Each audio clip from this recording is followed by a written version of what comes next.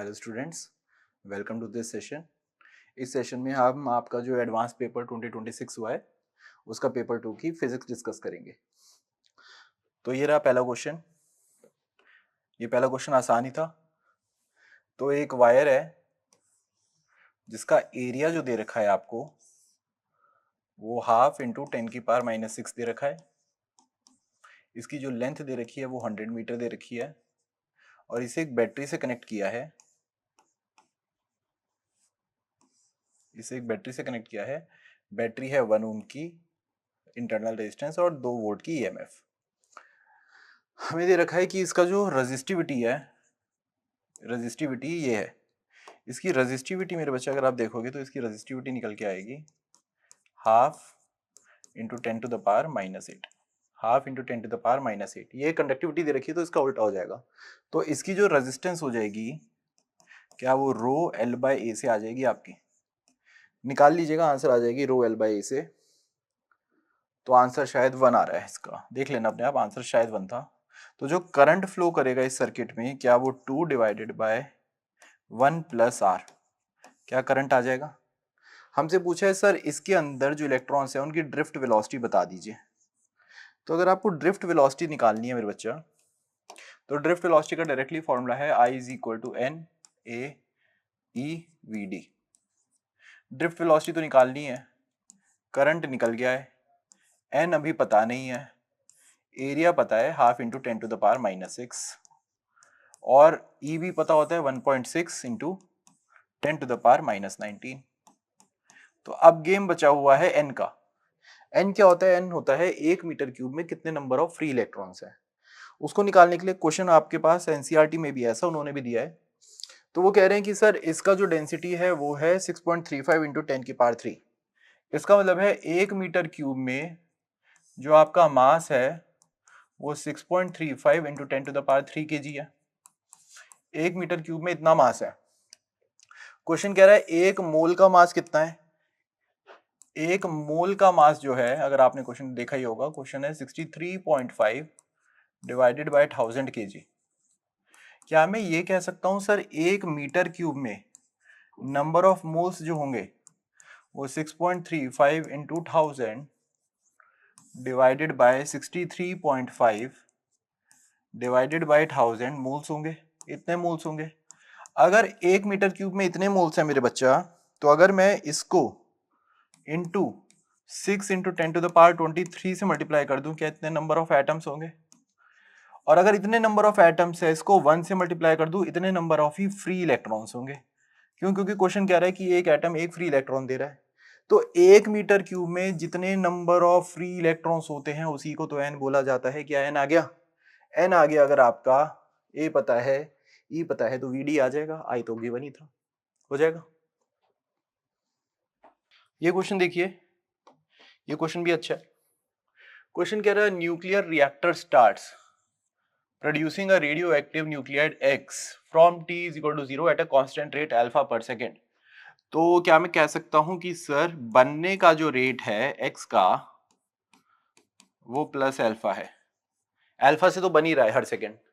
Each decay of X produces energy E naught. अच्छा, अगर ये डिके होता है तो ये कितनी एनर्जी देता है? E naught, which is utilize to heat a liquid of mass M and specific heat S, assuming no heat loss from the liquid and taking lambda as the decay constant of X।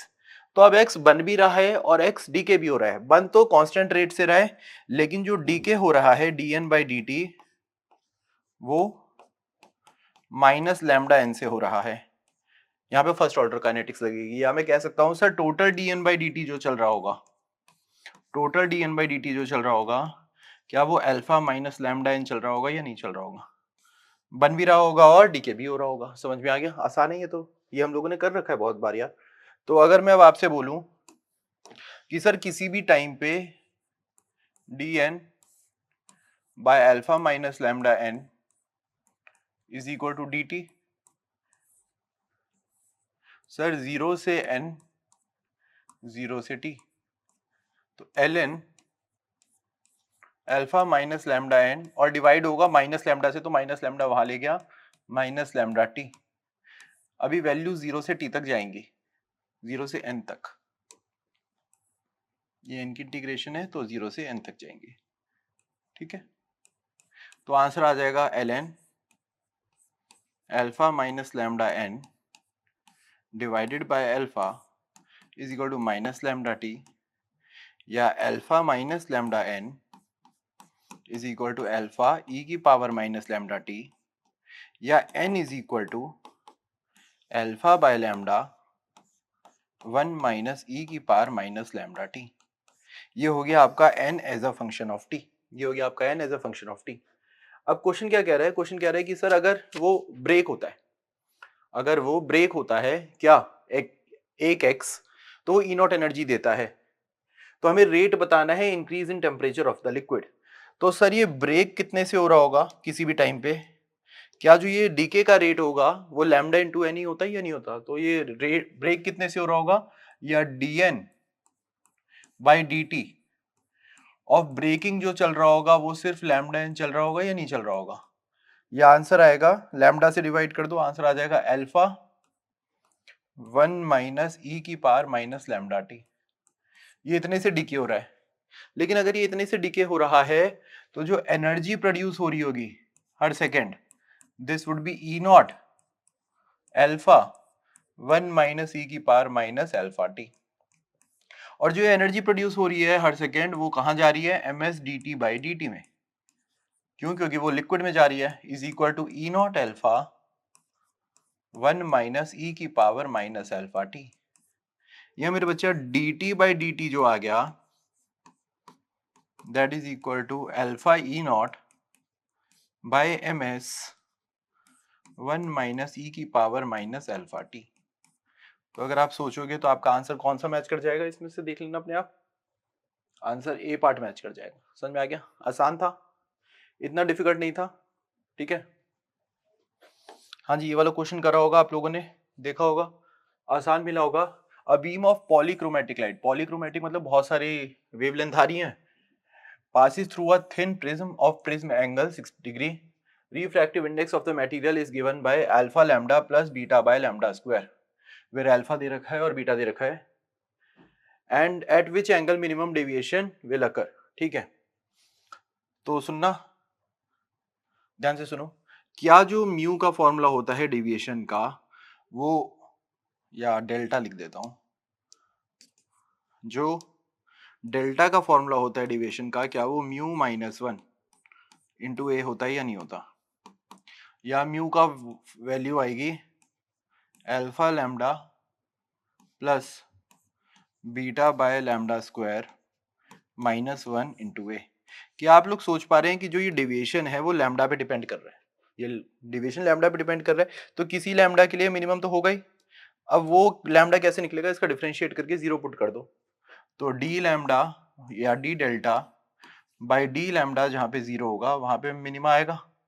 तो कैसे आएगा answer, इसको 0 put करा तो answer आएगा alpha minus 2 beta by lambda cube is equal to 0। यही आ रहा है शायद, अल्फा बीटा माइनस 2 1 2, ठीक है, ठीक है।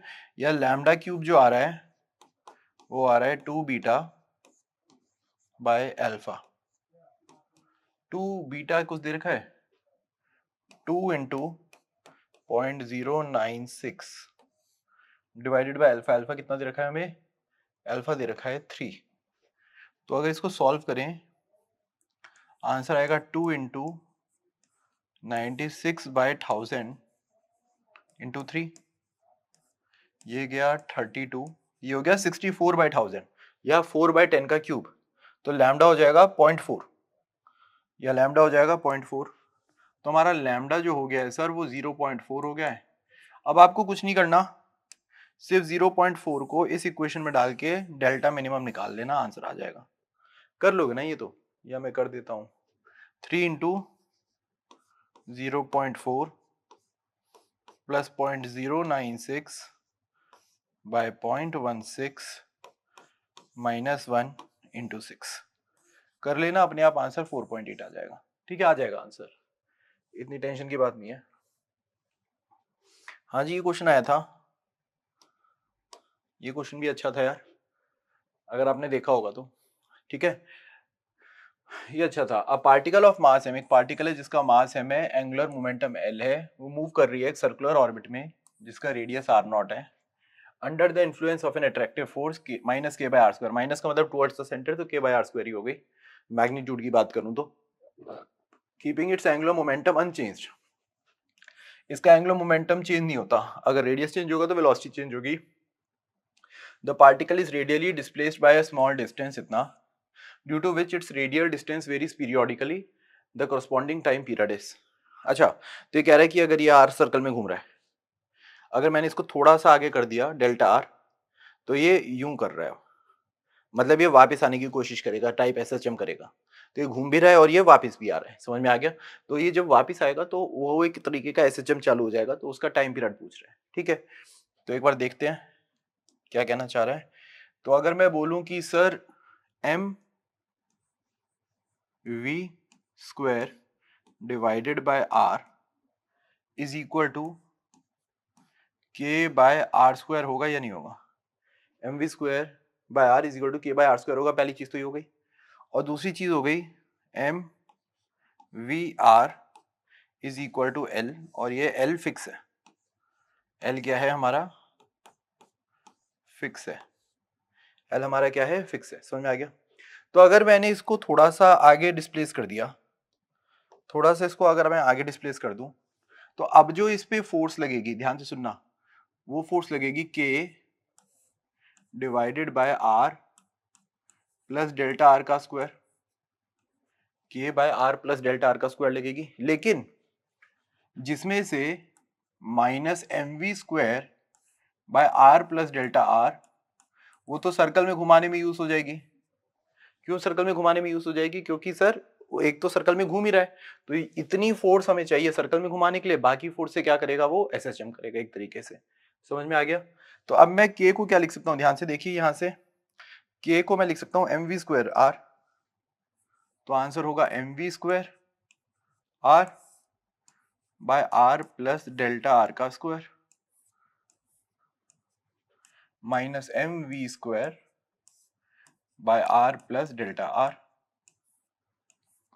तो क्या M V square by R plus delta R अगर मैं कॉमन ले लूं, क्या ये R by R plus delta R minus one दिख रहा है?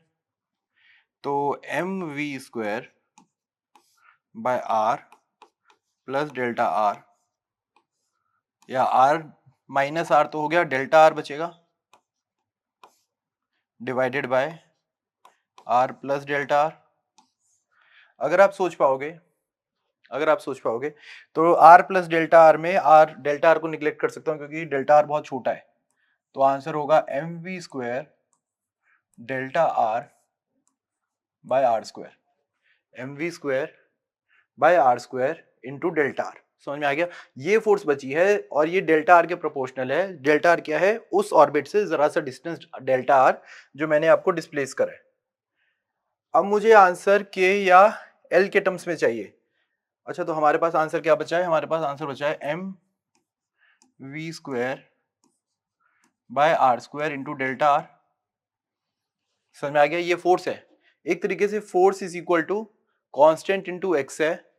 इस कांस्टेंट इंटू एक्स को क्या लिखते हैं? ध्यान से सुनिए, इसको लिखेंगे m इंटू ए, एक तरीके से वो एक्सेलरेशन जो एसएचएम करा रही है, ये वो वाली एक्सेलरेशन है, टोटल एक्सेलरेशन नहीं है, वो सर्कल वाली तो मैंने माइनस कर दी है। समझ में आ गया? तो अब क्या बचा हमारे पास? ध्यान से सुनिए, क्या मैं ये लिख सकता हूं कि सर अगर मैं मास से मास डिवाइड कर दूं, तो ये जो V square by R square बचा, ये हमारा ओमेगा स्क्वायर है। एक्सेलरेशन अगर मैं डेल्टा एक्स पे प्रोपोर्शनल दिखा दूं तो बाकी जो बचता है वो ओमेगा स्क्वायर होता है। माइनस साइन तो होगा ही, मैंने माइनस साइन लगाया नहीं है, माइनस साइन यहां से आएगा, मैं बस वो देख रहा हूँ, क्या देख रहा हूँ? सिर्फ मैग्नीट्यूड, माइनस साइन तो आएगा ही, ठीक है ना। तो हमारे पास अब क्या बचा? हमारे पास बचा एक ओमेगा, ओमेगा है वी बाय आर के बराबर। अगर मैं वी बाय आर की वैल्यू यहां से निकाल पाया तो आंसर आ जाएगा। अच्छा, तो वी बाय आर की वैल्यू निकालते हैं एल और के टर्म्स में, तो कैसे करेंगे? ध्यान से सुनिए, इससे वैल्यू कुछ ना कुछ तो आ जाएगी। ध्यान से देखिए, अगर मैं यहां से आर और आर काट दूं तो हमारा आर की वैल्यू क्या आई, दोनों से वैल्यू निकालनी पड़ेगी। चलो निकाल लेते हैं, ध्यान से देखना। इसमें लिख सकता हूं एम वी, आर की जगह ये डाल दूंगा, आर की जगह आएगा तो आएगा K by M V square is equal to L. पहली बात तो ये, तो अगर मैं एम से एम काट दूं, वी से वी काट दूं, तो वी जो निकल के आ रहा है वो निकल के आ रहा है के बाय एल। पहली बात तो वी की वैल्यू आ गई। अब आर की वैल्यू कैसे आएगी, आर की वैल्यू फिर से इसमें ही सब्स्टिट्यूट कर दो यार, वी इसमें ही सब्स्टिट्यूट कर दो, तो आंसर आएगा M K by L into R is equal to L. तो हमारा जो आर आ जाएगा वो आ जाएगा L square by M K, L square by M K. तो अब ओमेगा की वैल्यू कितनी होगी, वी की वैल्यू डाल देंगे तो आंसर आएगा K by L divided by R की वैल्यू डाल देंगे तो आंसर आएगा L square by M K. तो आंसर हो जाना चाहिए M K square by L cube. ये ओमेगा की वैल्यू है, तो टाइम पीरियड तो 2 पाई बाय ओमेगा होगा, तो 2 pi L cube by M K square. तो आपका ये पार्ट हो जाएगा 2 pi L cube by M K square. समझ में आ गया, यही होना चाहिए यार, ठीक है समझ में आ गया। ये क्वेश्चन देखने में बहुत डिफिकल्ट था, लेकिन अगर आप एक बार क्वेश्चन पढ़ गए होंगे एग्जाम में तो आपको समझ में आएगा इतना डिफिकल्ट नहीं था। दो आइसोसेलेस प्रिज्म है 1 और 2 विद प्रिज्म एंगल A1 और A2, रिफ्रैक्टिव इंडेक्स है eta1 eta2 सब गिवन है, फेसेस A1 B1, ये वाली फेस और ये वाली फेस पैरेलल है और ये इस मिरर के परपेंडिकुलर है, ये इस मिरर के परपेंडिकुलर है। एक रे जो यहाँ पे इंसिडेंट हुई है वो यहां से निकली है, ठीक है। चलो पहले ये करते हैं, if both the prisms are at minimum deviation, ये भी मिनिमम डेविएशन पे और ये भी मिनिमम डेविएशन पे है। अच्छा अगर मिनिमम डेविएशन पे होगा मेरे बच्चा तो क्या मैं ये लिख सकता हूँ कि एंगल ऑफ इंसिडेंस जो होगा, एंगल ऑफ इंसिडेंस जो होगा वो एंगल ऑफ इमरजेंस के बराबर होगा, angle of incidence angle of emergence के बराबर होगा। तो अगर आप बस ये एक लाइन ड्रॉ कर दो तो पूरा क्वेश्चन हो जाएगा। सर देखो ये वाला एंगल और ये वाला एंगल सेम होंगे, आई और आर है, मिरर है, और ये भी 90 होगा और ये भी 90 होगा, तो 101% हर केस में E1 I2 के बराबर होगा, E1 I2 के बराबर होगा। अगर E1 I2 के बराबर हो गया तो पहला पार्ट तो हो गया। पहले वाले के लिए मैं इक्वेशन लिख सकता हूं 1 इंटू साइन ई या साइन I1 या sine E1 is equal to eta1 into sine R1, R1 आधा हो जाता है तो A1/2, और दूसरी के लिए लिख सकता हूँ 1 into sine I2 is equal to eta2 into sine A2/2। अगर आप इन दोनों को डिवाइड करोगे तो पहला पार्ट आ जाएगा, ये तो ठीक है, ये पहला पार्ट आ जाएगा आपका। क्यों, क्योंकि सर ये दोनों सेम है तो ये कट जाएंगे, डिवाइड हो जाएंगे, 1 हो जाएंगे। अच्छा मैं अब आपको सी डी पार्ट करके दिखा रहा हूं पहले। If prism 1 is eight minimum deviation, sir अगर प्रिज्म 1 मिनिमम डेविएशन पे है, प्रिज्म 2 मिनिमम डेविएशन पे नहीं है। अच्छा अगर प्रिज्म 1 मिनिमम डेविएशन पे है, प्रिज्म 1 मिनिमम डेविएशन पे है तो ये वाली नहीं, ये वाली नहीं, ये वाली कंडीशन तो अभी भी चलेगी। कौन सी वाली, ये वाली, हाँ सर ये बिल्कुल चलेगी, क्योंकि आई E1 के बराबर होगा तो ये आज भी चलेगी। लेकिन E1 को क्या मैं I2 लिख सकता हूँ, यस सर E1 को आप I2 लिख सकते हो, तो ये वाली कंडीशन भी हो गई या नहीं हो गई, बिल्कुल सर ये सही है। अब भी सुनिए, if prism 2 is eight minimum deviation, sir अगर प्रिज्म मिनिमम डेविएशन पे है तो ये वाली कंडीशन चलेगी। लेकिन क्या इसमें मैं I2 को I1 लिख सकता हूं, इस I2 को इस I1 के बराबर लिख सकता हूं? नहीं सर, आप इस I2 को इसके E2 के बराबर लिख सकते हो, लेकिन किसी ने ये नहीं बोला कि I1 और E2 सेम है। लेकिन इसमें इस मिरर के चक्कर में E1 और I2 क्या आ गए हैं, सेम आ गए हैं हमेशा। क्या ये समझ में आया? तो ये वाली कंडीशन वैलिड नहीं होती है। ये वाली कंडीशन में, ये वाली कंडीशन में इन्होंने बस यही तो बोल दिया है, इन्होंने बस ये बोल दिया है कि सर यहाँ पे आप E1 की जगह I2 डाल सकते हो, क्यों? क्योंकि वो सेम है हमेशा। क्या मैं यहाँ पे I2 की जगह I1 डाल सकता हूँ? नहीं डाल सकते आप। I2 को E2 लिख सकता हूँ, लेकिन E2 I1 के बराबर नहीं है, किसी ने ये नहीं बोला, तो बात खत्म, ये वाली कंडीशन नहीं चलेगी।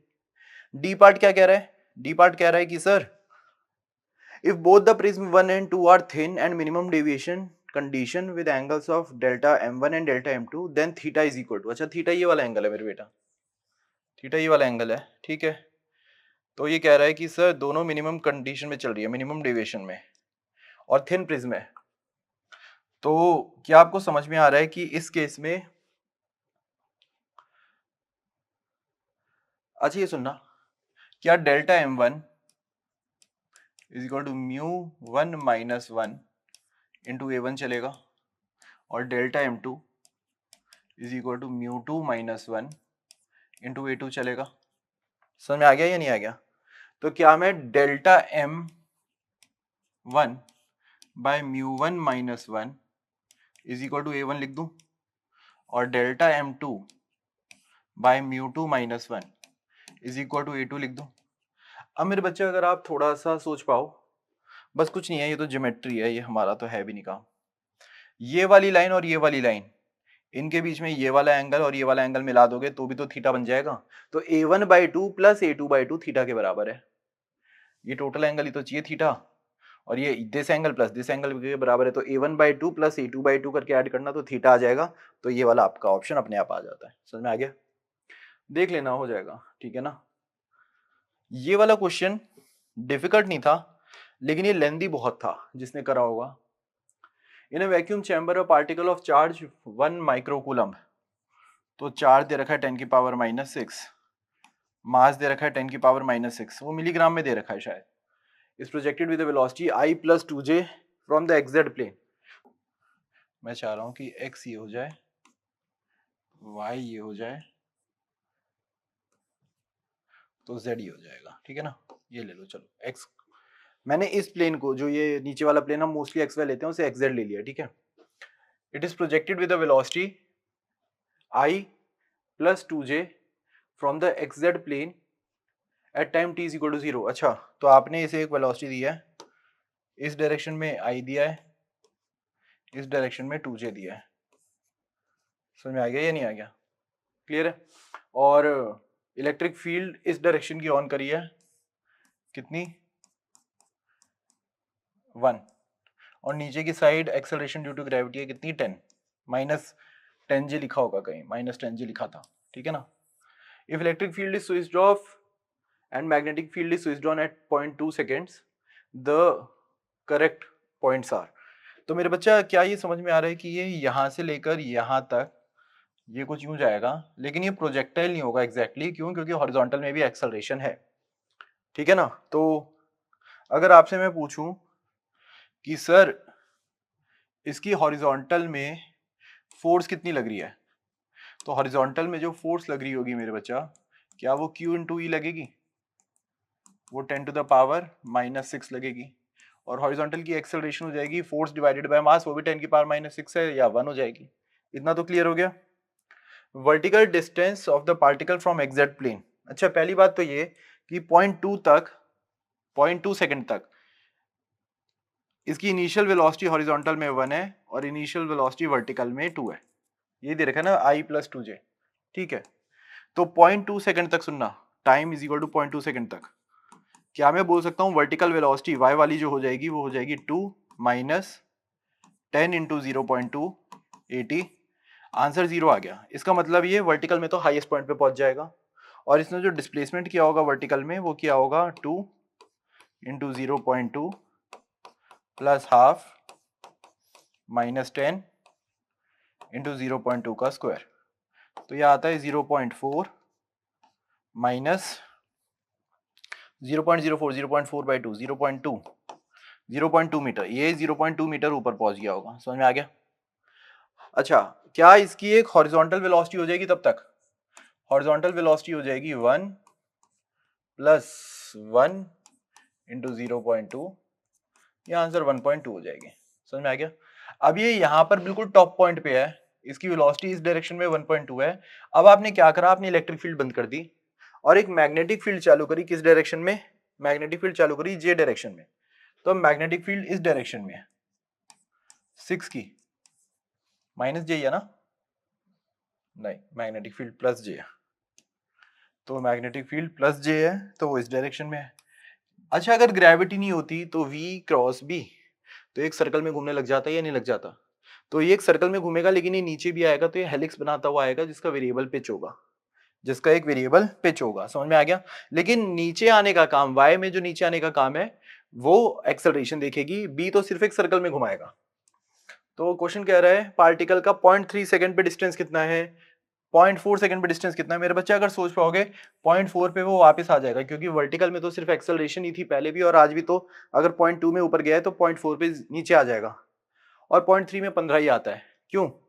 क्योंकि ये वैसे ही है कि अगर मैं 20 मीटर पर सेकंड से फेंकता तो पहले सेकंड पे 15, फिर अगले में 5, फिर आएगा 5, फिर 15, तो ये बिल्कुल ठीक आएगा, बिल्कुल ठीक है। Particle will be at exact plane at 0.35, गलत, 0.4 पे होगा। यार इसमें थोड़ा सा लोचा है इस क्वेश्चन में, ये रेडियस ऑफ ट्रेजेक्टरी पूछ रहा है। अब रेडियस ऑफ ट्रेजेक्टरी का क्या मतलब है? अगर ये रेडियस ऑफ हेलिक्स पूछ रहा है तो answer M V by Q B से आ जाएगा। तो एम कितना है हमारा 10⁻⁻6, वी कितना है 1.2, क्यू कितना है 10⁻⁻6 और बी कितना है 6। तो आंसर 0.2 मीटर या 20 सेंटीमीटर। यह आंसर बिल्कुल सही है अगर ये रेडियस ऑफ हेलिक्स पूछ रहा है, लेकिन अगर ये रेडियस ऑफ ट्रेजेक्टरी पूछ रहा है तो वो बहुत मुश्किल तरीका है निकालने का, वो फिर नहीं है, वो इससे नहीं निकलेगा। क्यों? क्योंकि वो radius of trajectory her instant पे चेंज करेगा, क्योंकि उसकी वेलोसिटी वर्टिकल वाली क्या करती जा रही है, चेंज करती जा रही है, वो वेरिएबल पिच में। समझ में आ गया? इस क्वेश्चन में वैसे तो पूरी मैथ्स है, मैं आपको एक क्वेश्चन बना देता हूँ, बाकी आप लोग वैल्यूज डाल के देखते रहना कौन सा मैच करेगा, अपने आप ऑप्शन मैच करा लेना। Two charges are placed at a comma b and ma comma mb respectively. If v1 is the potential at a point in xy plane due to charge 1 and v2 is the potential due to charge 2, फिर v1 और v2 same होने चाहिए। तो ठीक है, तो बस ये हो गया k q by x minus A का square plus y minus B का square is equal to k M Q by x minus M A का square plus y minus M B का स्क्वायर। मेरे बच्चा अपना ये पता है क्या है, ये तो कोनिक इक्वेशन का फॉर्मूला है, अपने आप देखोगे तो और क्लियर होगा। X square plus M square A square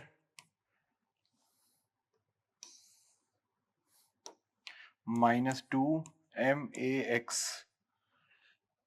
plus Y square plus M square B square minus 2 y m b is equal to, वहां पे चलेगा M square X square plus M square A square minus 2m square ax plus M square Y square plus M square B square minus 2m square Y B. अब इसमें m की values कुछ दे रखी है इस इक्वेशन में, value substitute करते रहो और बताते रहो कि कौन कौन सा लोकस बन रहा है, या ये बन रहा है, या सर्कल बन रहा है, या ये बन रहा है, ये अपने आप चेक कर लेना। ये तो फिजिक्स का कुछ है नहीं, फिजिक्स बस यहीं खत्म हो गया कि सर जो सर्कल बनेगा उसका सेंटर क्या है, m की वैल्यू पे डिपेंड करेगा। अपने आप देखिएगा हो जाएगा ये वाला, तो ठीक है ना। ये वाला क्वेश्चन भी डिफिकल्ट तो नहीं था, आसान ही था, बस इन्होंने बस एंगल में लोचा कर दिया था, वरना तो कुछ नहीं था। अगर आपका गलती हुआ होगा तो बस उसी में हुआ होगा। Consider a dipole plus Q minus Q separated by a fixed distance d initially at rest and dipole moment along i। तो ये माइनस क्यू है, ये प्लस क्यू है, डिस्टेंस d है और दोनों का मास m है। यूनिफॉर्म इलेक्ट्रिक फील्ड इस डायरेक्शन में ऑन कर दिया है। At time t is equal to 0 it is turned off कर दी है टाइम, तो ये अपने आप घूमेगी। क्वेश्चन कह रहा है शायद पूरी नहीं घूम पाई, ये यूं ही घूम पाया, डायपोल यहीं तक आ पाया। डायपोल वैसे तो 0 डिग्री पे आना चाहिए था। A uniform electric field is turned off when the dipole moment makes an angle theta f with I। और फाइनली ये इससे कितना एंगल बना रहा है, थीटा f बना रहा है। तो neglecting any source the center of mass is deflected towards j in the presence of field। Prabhu centre of मास क्यों डिफ्लेक्ट करेगा? अगर आप यूनिफॉर्म इलेक्ट्रिक फील्ड में रखते हो तो सर नेट फोर्स 0 होती है, तो सेंटर ऑफ मास डिफ्लेक्ट नहीं करता, सिर्फ टॉर्क मिलता है, तो ये तो गलत हो जाएगा। अगर थीटा π/6 है, ये π/6 है मेरे बच्चे, अगर ये π/6 है तो आपको समझ में आना चाहिए पहले जो एनर्जी थी वो -pe cos 90 थी, प्लस स्टार्टिंग में kinetic energy 0।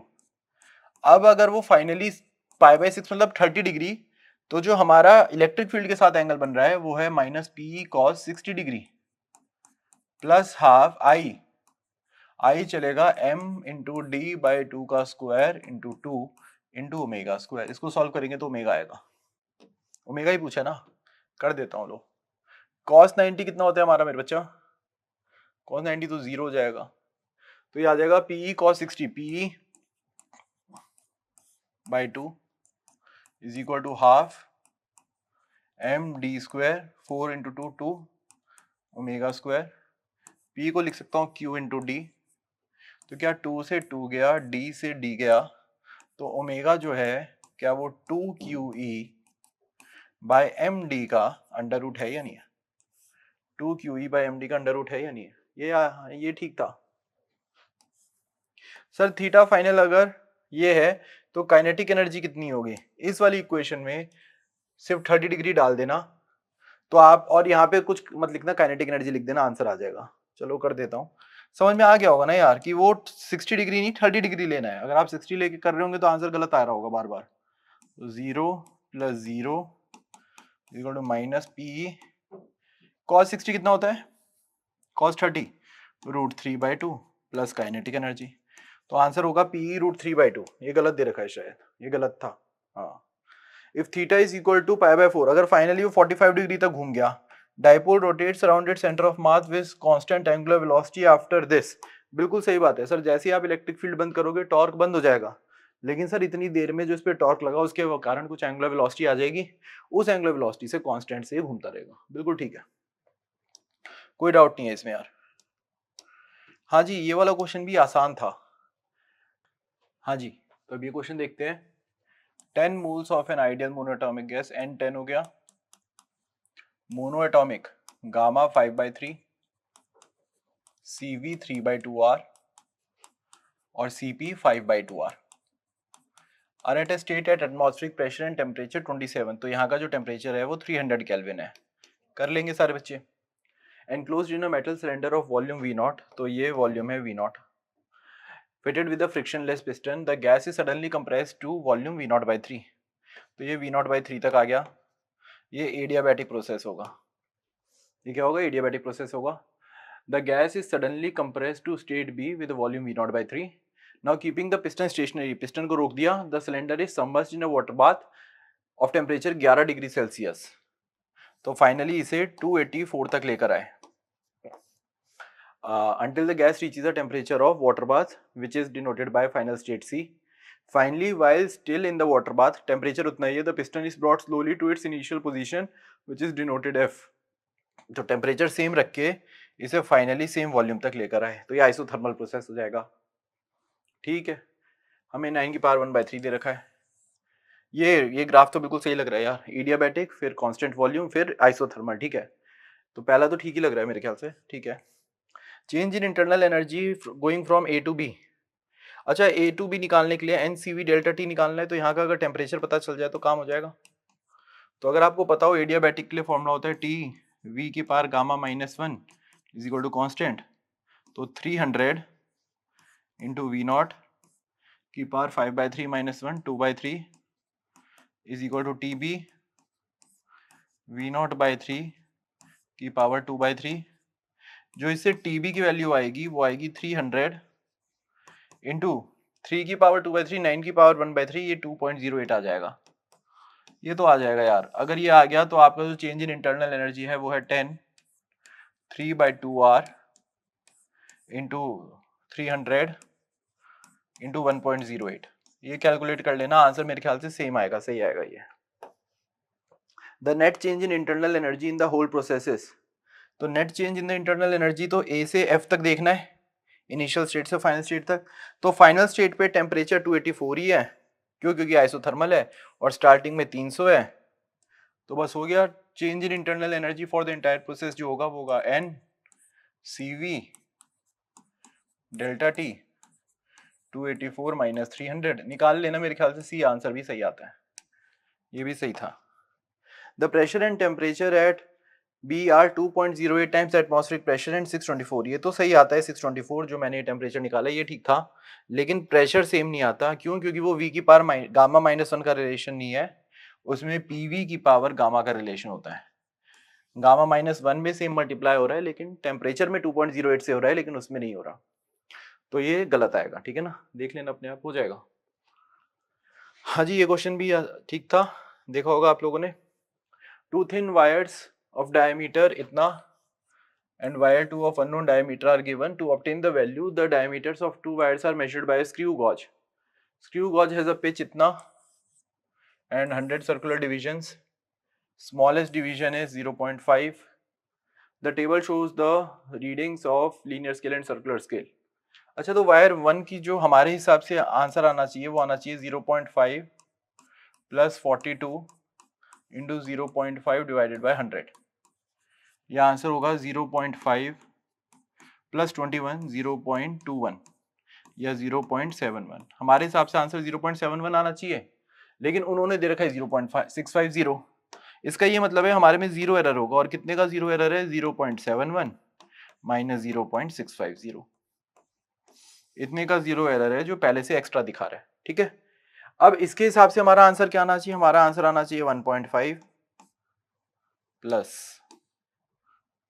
Plus 95 into 0.5 divided by 100। हमारे हिसाब से ये आना चाहिए। लेकिन क्या ये आपको समझ में आ रहा है कि सर अगर इस वाले में भी ज्यादा आया है तो हमारे वाले में भी ज्यादा आया होगा, तो हमें माइनस करना पड़ेगा। हमें माइनस करना पड़ेगा 0.71 माइनस 0.650, तो आपका आंसर आ जाएगा। कर पाएंगे सारे बच्चे? इसको कैलकुलेट कर लीजिए। ये तो इसके हिसाब से आ रहा है, इस रीडिंग के हिसाब से, लेकिन सर ये गलत रीडिंग है। क्यों? हमारे यहाँ भी तो गलत आ रही थी वैल्यूज देखने से, है ये रीडिंग तो ये गलत आ रही है, इसका मतलब ये ज्यादा दिखाता है। हमें माइनस करना पड़ता है, तो हम माइनस करेंगे। कितना माइनस करेंगे? जितना एक्स्ट्रा इसमें आ रहा होगा उतना ही एक्स्ट्रा हमारे में आएगा। तो अभी कैलकुलेट करेंगे तो 1915 आ रहा है मेरे ख्याल से, देख लेना। ये माइक्रोमीटर में आ जाएगा, होगा एमएम में 1.915, लेकिन जब आप माइक्रोमीटर में करेंगे तो 1915 हो जाएगा। समझ में आ गया ना? ठीक है, इतना मुश्किल नहीं था। हाँ जी, ये क्वेश्चन भी ठीक था, अगर आप लोगों ने किया होगा तो। क्वेश्चन कह रहा है कि in a single slit diffraction slit of width is, D जो दे रखा है या ए जो दे रखा है वो 0.016 प्लस माइनस 0.002 दे रखा है। is used to measure the wavelength of a monochromatic light if the diffraction pattern, the angular distance between the central maximum and the first minima is theta is equal to 2 degree plus minus 40 minutes.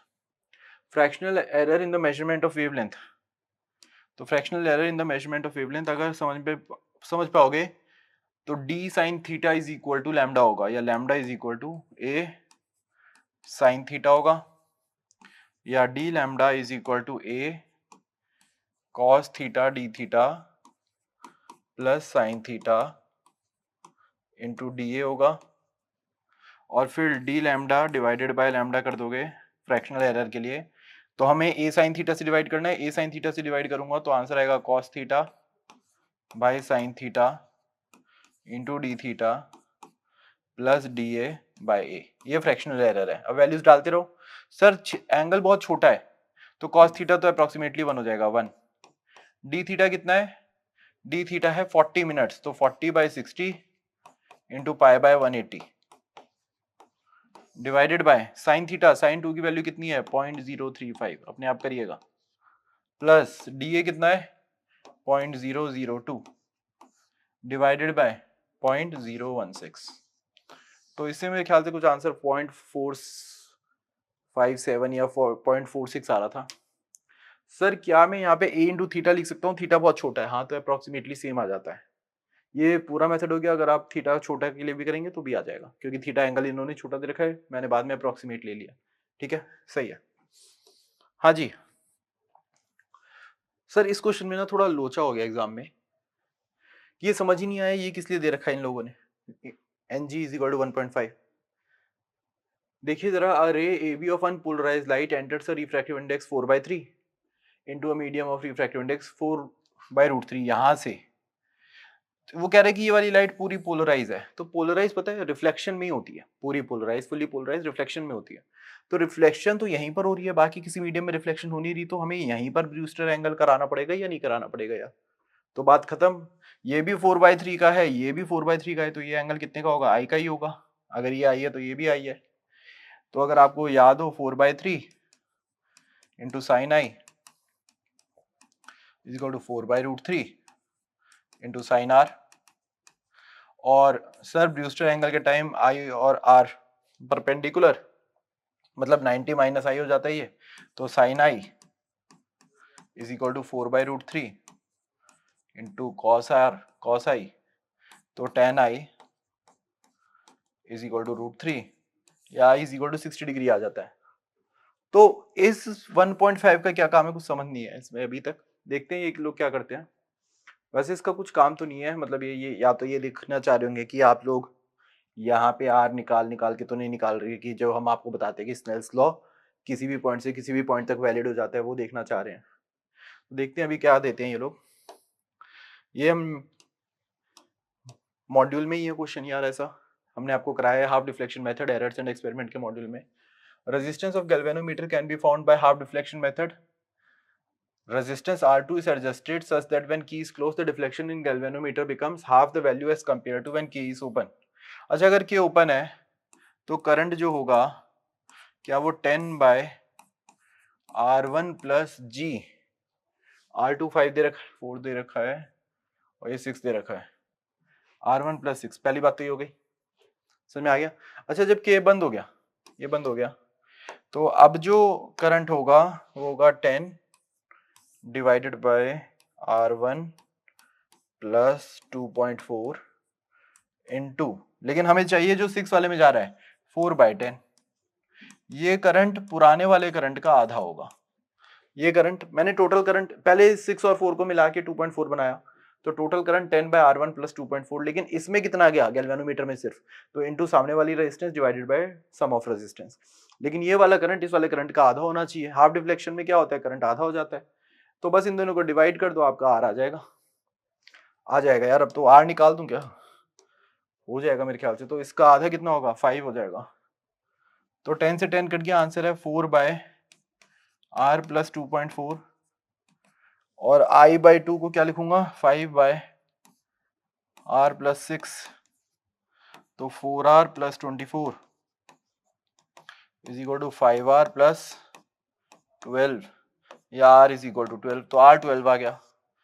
Question कह रहा है in this half deflection method the current through the resistor R1 is, तो हमें current बताना है इस वाले से, तो करंट निकाल लेना इस वाले से यार, इसमें क्या है, अब तो करंट निकल जाएगा पूरा, बस यहीं तक निकालना है आपको, बस R1 से निकालना है, टोटल नहीं निकालना, हो जाएगा।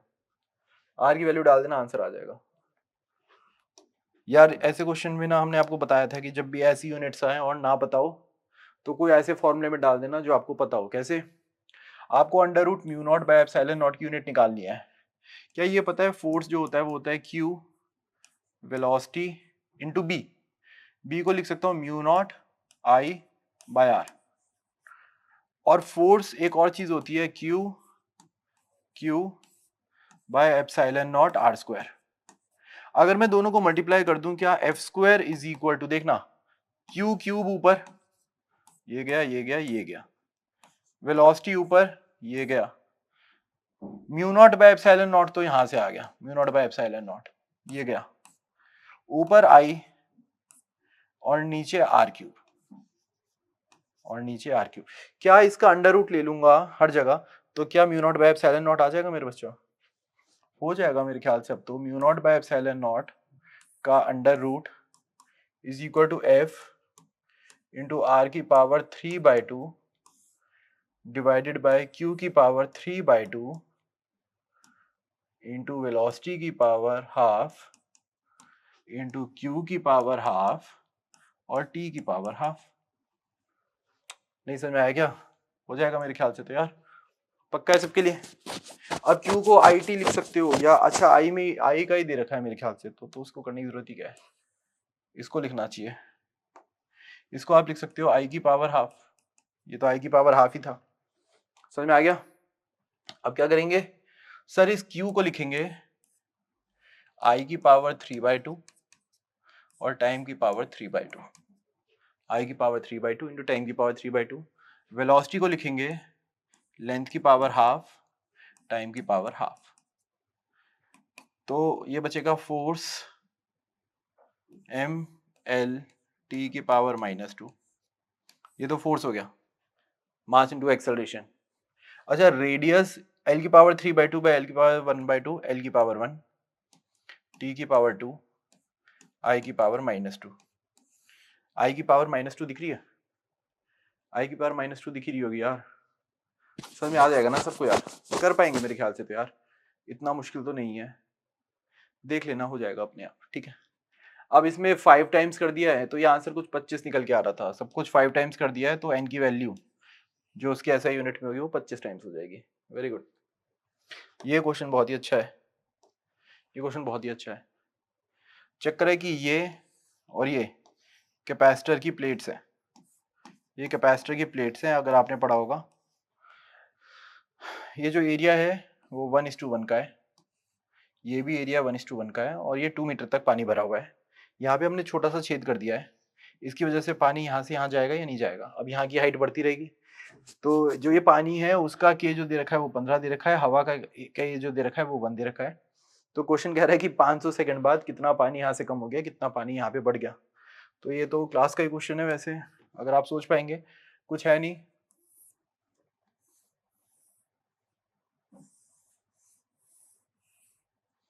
क्या मैं कह सकता हूँ कि इसका एरिया 1 है और इसका भी एरिया 1 है, किसी भी टाइम पे इस पे हाइट h1 थी और इसमें जो हाइट है वो h2 है। तो मैं यहाँ पे और यहाँ पे क्या लगाना चाहता हूँ, बर्नौली लगा दो। तो अगर बर्नौली लगाओगे तो क्या आंसर होगा, यहाँ का प्रेशर होगा P0 plus rho G H1 plus 0, इसकी वेलोसिटी 0 ले लो क्योंकि इसका एरिया बहुत बड़ा है, इज इक्वल टू यहाँ का प्रेशर होगा P0 plus rho G H2 plus half rho V²। तो P0 से P0 कट गया, ये बचेगा rho G H1 minus H2 is equal to half rho V²। Rho से रो गया तो V जो आ गया वो आ गया 2G H1 माइनस H2 का अंडर रूट। लेकिन अगर आप सोच पाओगे, टोटल मिला के हाइट 2 मीटर दे रखी थी पहले, पानी की टोटल हाइट मिला के 2 मीटर दे रखी थी, तो फाइनली भी 2 होनी चाहिए। तो क्या मैं लिख सकता हूँ कि H1 प्लस H2 2 के बराबर होगा, या H2 जो होगा किसी भी टाइम पे वो 2 माइनस H1 होगा। तो जो वेलोसिटी का फंक्शन बना वो बना under root 2G H1 minus H2 को लिख सकता हूँ 2 माइनस H1, ये लिख सकता हूँ ना मेरे बच्चा। तो आंसर कितना हो जाएगा, आंसर हो जाएगा V is equal to under root H1 plus H2 मिला के हमारा क्या हो जाएगा, 2 हो जाएगा। 2 ही मीटर दे रखा था ना हमें, हाँ पूरा 2 मीटर दे रखा था, और अब हमने इसे छोड़ा है तो H2 किसी भी टाइम पे 2 माइनस H1 हो जाएगा। तो H2 को क्या लिख दिया, 2 माइनस H1। तो आंसर हो जाएगा 2G 2H1 माइनस 2 या 2 बाहर G H1 माइनस 1। क्या ये वेलोसिटी समझ में आ गई सबको, ये वेलोसिटी हो गई। अच्छा अगर ये वेलोसिटी हो गई तो सर क्या मैं वॉल्यूम फ्लो रेट इक्वेट कर सकता हूँ, यहाँ का वॉल्यूम फ्लो रेट और यहाँ का, ये कराया तो था टाइम खत्म होने के लिए। तो 1 इंटू minus dH1/dt is equal to इसका छोटा सा area A into 2 under root G H1 minus 1 H1 minus 1। तो अगर अब आप सोच पाओगे dH1 by under root H1 minus 1 is equal to 2A under root G into dt। Sir time 0 से 500 पहुंच गया तो H1 हमारा 2 से कुछ H1 तक पहुंच गया होगा, कि H1 आ जाएगा। अब ये तो इंटीग्रेशन है, ये तो फिजिक्स नहीं है, फिजिक्स तो सिर्फ यहीं तक चल गई, हो गया खत्म। अब ये तो इंटीग्रेशन है, अपने आप करना। आंसर H1 की वैल्यू 1.25 आती है शायद, H1 की वैल्यू 1.25 मीटर आती है मेरे ख्याल से, देख लेना अपने आप आ जाएगा, ठीक है ना। हो जाएगा ये वाला क्वेश्चन, तो अब तो हो जाएगा, अब तो कुछ नहीं बचा। क्वेश्चन कह रहा है कि अगला पार्ट सुनना, the difference in capacitance between the metal plates 0 second पे और 500 सेकंड पे इतना, वैल्यू ऑफ एन एस। अच्छा 0 सेकंड पे पता है क्या था, 0 सेकंड पे ये पूरा पानी से भरा हुआ था और ये पूरा एयर से भरा हुआ था, तो ये एक C1 हो गया, ये एक C2 हो गया। C1 हो गया 15 A epsilon not divided by 2, D2 है, और ये हो जाएगा 1 A epsilon not divided by 2, और ये दोनों पैरेलल में है तो C1 प्लस C2 कर दूंगा तो क्या इनिशियल कैपेसिटेंस आ जाएगा। लेकिन 500 सेकंड पे क्या है, 500 सेकंड पे इसमें पानी है 1.25, इस पे 0.75 हवा है, इसमें पानी है 0.75 और इसमें 1.25 हवा है। बच्चा बहुत डिफिकल्ट क्वेश्चन था यार करना। पहले आपको इसकी कैपेसिटेंस निकालनी पड़ेगी सीरीज में, फिर आपको इसकी कैपेसिटेंस निकालनी पड़ेगी सीरीज में, फिर इन दोनों को ऐड करके पैरेलल में दोनों की कैपेसिटेंस निकालनी पड़ेगी। क्या आप लोग सोच पा रहे हैं? तो इसकी कैपेसिटेंस कैसे निकलेगी? इसकी कैपेसिटेंस है, अगर मैं बस इसको C1 मानूं और इसको C2 मानूं तो C1 कितना है, C1 होगा 1 into area epsilon not divided by 0.75, इसकी कैपेसिटेंस होगी 15 into area into epsilon not divided by 1.25, तो टोटल कैपेसिटेंस आएगी C1 C2 divided by C1 plus C2, क्योंकि सीरीज में है। फिर अगर इसकी C3 बोलूं, इसकी C4 बोलूं तो C3 आएगी 1.25, sorry 1 into area into epsilon not divided by 1.25, C4 नीचे पानी है 0.75, तो 15 into area into epsilon not divided by 0.75, फिर उनकी कैपेसिटेंस आएगी C3 C4 upon C3 plus C4, जो यहाँ की कैपेसिटेंस आई यहाँ की आई, फिर दोनों मिला के पैरेलल बना के ऐड करना पड़ेगा। आंसर 1.97 आ रहा था। मेरे ख्याल से एडवांस के लायक तो नहीं था यार, इतना टाइम थोड़ी होता है यार, और टाइम भी है तो डर भी तो रहता है कि क्या चल रहा है, कि कर भी रहे हैं सही या नहीं। लंबा क्वेश्चन था यार ये वाला, तो मतलब वो दो नंबर के लिए थे या क्या, उस हिसाब से तो नहीं था क्वेश्चन यार, बहुत नंबर नहीं दे रहा था। ये क्वेश्चन कभी ना कभी एडवांस में आ रखा है, देख लेते हैं। Of radius 0.2 metre 1 kg pivoted upon C, यहाँ पे हिंज है, can rotate freely in XY plane, और initially when the disc is at rest एक मास आया यहाँ पे और कोलिजन करके नीचे चला गया 90 मीटर पर सेकंड से, तो मैक्सिमम चेंज इन हाइट। बच्चा ये भी बहुत डिफिकल्ट क्वेश्चन था, अगर आपके सेट में हो, मतलब सभी के सेट में था, आपने अगर किया होगा तो आपको पता चला होगा, बहुत लंबा है। तो इस पे यहाँ पे एक इम्पल्स लगी है, कितनी, 20/1000 इंटू 100, इसे IX बोल देता हूँ। इस पे एक नीचे इम्पल्स लगी है पार्टिकल पे IY कितनी है, IY है 20/1000 इंटू 90, क्या IX IY आ जाएगा? अगर इस पे इम्पल्स लगी है मेरे बच्चा, तो इस डिस्क पे इस डायरेक्शन में एक इम्पल्स लगी IX और एक इस डायरेक्शन में इम्पल्स लगी IY। तो अब इन इम्पल्स के कारण अचानक से इसका एंगुलर मोमेंटम चेंज होगा। अगर मैं इसका एंगुलर इम्पल्स कर दूं तो इसका जो एंगुलर इम्पल्स हो जाएगा वो, ध्यान से सुनना, वो होगा IX into R plus R cos 45 जो क्लॉकवाइज घुमाना चाहता है, minus IY into R sin 45 जो एंटी क्लॉकवाइज घुमाना चाहता है, is equal to I omega 3/2 mr square into omega. 3/2 इस एक्सिस के अबाउट घूमेगा तो 3/2 mr स्क्वायर इंटू ओमेगा। इससे पहले क्या आएगा, ओमेगा ऑफ द डिस्क आएगा। जब इससे ओमेगा ऑफ द डिस्क आएगा, करना अपने आप, जब इससे ओमेगा ऑफ द डिस्क आएगा तो हाफ 3/2 mr स्क्वायर omega is equal to mg delta h। फिर उससे वो हाइट आएगी कि कितनी हाइट तक ये ऊपर जाएगा, और ये हाइट जो आ रही है कुछ अप्रोक्सीमेटली 0.15 मीटर आती है। अरे लंबा क्वेश्चन है भाई, लंबा क्वेश्चन है, अगर आपकी कैलकुलेशन फास्ट है तभी हो पाएगा यार। तो पहला यही क्वेश्चन है कि वो मैक्सिमम हाइट कितना गया है। दूसरा कहते हैं amount of energy loss in the collision. तो amount of energy lost in the collision तो समझ में आ गया कि सर स्टार्टिंग में जो वेलोसिटी थी वो थी हाफ 20/1000 इंटू 100 का स्क्वायर, फाइनली कितनी हो गई, हाफ 20/1000 इंटू 90 का स्क्वायर, माइनस उसका भी mg डेल्टा h ले लो तो आंसर कितना आ जाएगा, m, ये वाली एनर्जी ले लो ना, तो आ जाएगा m कितना दे रखा था उसका, 1 इंटू 10 इंटू 0.15, तो ये आपकी एनर्जी है जो लॉस्ट हो गई है। तो इससे करते हैं तो मेरे ख्याल से कुछ 17.47 या 17.50 आया है। एक बार अपने आप देखना, हो जाएगा, ठीक है ना। मेरे ख्याल से क्वेश्चन बहुत आसान नहीं थे, देखने में लग रहा था कि बहुत आसान लग रहा है, चल रहा है, लेकिन अगर आप करेंगे तो बहुत लंबे क्वेश्चंस थे और 1 घंटे में करना तो पॉसिबल नहीं था मेरे ख्याल से। अगर आप कर पाए तो अच्छी बात है यार, बहुत कैलकुलेशंस थी यार और इतनी श्योरिटी भी नहीं आ रही थी कि इतने लंबे-लंबे कैलकुलेशंस जा रही है। तो चलिए, all the best for your results.